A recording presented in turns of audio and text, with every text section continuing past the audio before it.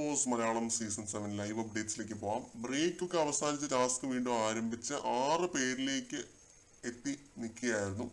Binny, Abhilash, Akbar, Aryan, Gisele, Noora.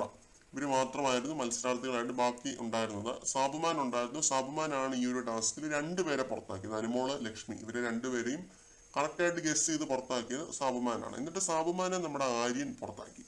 കറക്റ്റായിട്ട് guess ചെയ്തിട്ടാണ് പുറത്താക്കിയത്. ഇങ്ങനെ 6 പേരിലേക്ക് ഈ ഒരു ലിസ്റ്റ് ചുരുങ്ങുന്നുണ്ട്.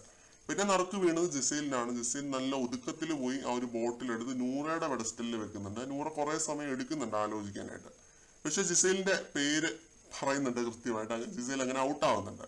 നൂറയ്ക്കാണ് അടുത്ത നറുക്ക് വീണത്. നൂറയുടെ ബ്ലൈൻഡ് ഫോൾഡ് ഓപ്പൺ ചെയ്തപ്പോൾ ആ ഒരു ബോട്ടിൽ കൊണ്ടുപോയി അഭിലാഷിന്റെ പെഡസ്റ്റലിൽ വെക്കുന്നുണ്ട്. അഭിലാഷ് ബിന്നിയുടെ പേര് പറയുന്നുണ്ട്. ഉത്തരം തെറ്റായിരുന്നു. അങ്ങനെ അഭിലാഷിനെ നൂറ പുറത്താക്കുന്നുണ്ട്. ഇത് കഴിഞ്ഞ് ആര്യനാണ് പുറത്താകുന്നത്. അക്ബറാണ് ബോട്ടിൽ വെച്ചത് എന്ന് ആര്യൻ എന്തോ ഒരു മണ്ടത്തരത്തിന്റെ പുറത്ത് പറയുന്നു. ഉത്തരം തെറ്റായിരുന്നു. ബിന്നിയാണെന്ന് ബോട്ടിൽ വെച്ചത്. അങ്ങനെ ആര്യൻ ഔട്ടായി. ടെക്നിക്കലി ആര്യനെ ബിന്നി പുറത്താക്കി. നെക്സ്റ്റ് റൗണ്ടിൽ നറുക്ക് വീണത് നൂറയ്ക്കായിരുന്നു. ബിന്നിയുടെ പെഡസ്റ്റലിൽ കൊണ്ടുപോയി വെക്കുന്നുണ്ട്. ബിന്നി കറക്റ്റായിട്ട് ഗസ് ചെയ്ത് പറയുന്നുണ്ട് നൂറയാണെന്ന്. അങ്ങനെ നൂറ പുറത്തായി. അവസാന റൗണ്ടിൽ ബിന്നിയും അക്ബറും മാത്രം ബാക്കി. ഇവരാണ് കണ്ണിൽ നോക്കിയുള്ള ആ ഒരു ഗെയിം കളിക്കേണ്ടത്. ഇത്രയും ഹോട്ടായിട്ടുള്ള ബിന്നിയുടെ കണ്ണിലൊക്കെ ഞാൻ എങ്ങനെ നോക്കിയിരിക്കും ബിഗ് ബോസ്, വേറെ വല്ല ഗെയിമും താ ബിഗ് ബോസ് എന്നൊക്കെ അക്ബർ പറയുന്നുണ്ട്. അക്ബറിന് ഒരു കോൺഫിഡൻസ് കുറവുണ്ടായിരുന്നു കേട്ടോ. ഒനിയിലാണ് ഈ ഒരു ടാസ്കിലെ വിധികർത്താവ്, ക്യാപ്റ്റൻ ആണല്ലോ. ഈ ഒരു ടാസ്ക് തുടങ്ങി വെറും 3 മിനിറ്റ് പോലും കഴിഞ്ഞില്ല കേട്ടോ. അതിനുള്ളിൽ അക്ബർ ബിന്നി ബ്ലിങ്ക് ചെയ്തു എന്ന് പറഞ്ഞിട്ട് സീറ്റിൽ നിന്നൊക്കെ എണീക്കുന്നുണ്ട്. കോൺഫിഡൻസ് വളരെ കുറവാണ് അക്ബറിന്. ഇത് കഴിഞ്ഞ് വീണ്ടും പ്ലേ ചെയ്തപ്പോൾ ബിന്നി ഫസ്റ്റ് റൗണ്ട് ജയിച്ചു എന്ന് വിധികർത്താവ് അനൗൺസ് ചെയ്തു. സെക്കൻഡ് റൗണ്ടിലും അക്ബർ കണ്ണടച്ചു.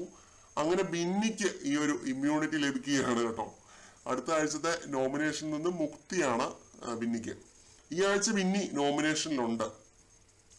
ഇതിനെപ്പറ്റിയുള്ള എൻ്റെ ഒരു അഭിപ്രായം ചോദിക്കാനാണെങ്കിൽ എന്ത് ചെയ്യാനാണെന്ന് പറയാം. ഇതേപോലുള്ള ഓരോ ഗെയിമും ബിഗ് ബോസ് വെക്കും. എന്നിട്ട് ഡിസേർവിങ് അല്ലാത്തവർക്ക് ഇങ്ങനെയുള്ള ഇമ്മ്യൂണിറ്റി കാർഡും കാര്യങ്ങളൊക്കെ കിട്ടും. അതാണ് എല്ലാ സീസണിലും നടക്കുന്നത്.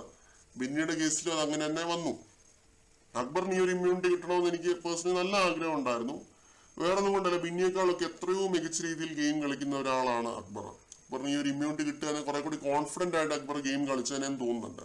ഇതിപ്പോ ബിന്നിക്ക് കോൺഫിഡൻസ് ആയി ബിന്നി സേഫ് ഗെയിം കളിച്ച് ഒതുങ്ങി പോകാനായിട്ടുള്ള സാധ്യതയാണ് ഞാൻ കാണുന്നത്. അപ്പൊ ഇതൊക്കെയായിരുന്നു പ്രധാന ലൈവ് അപ്ഡേറ്റ്സ്. കൂടുതൽ അപ്ഡേറ്റുകളുമായിട്ട് നമുക്ക് വീണ്ടും കാണാം.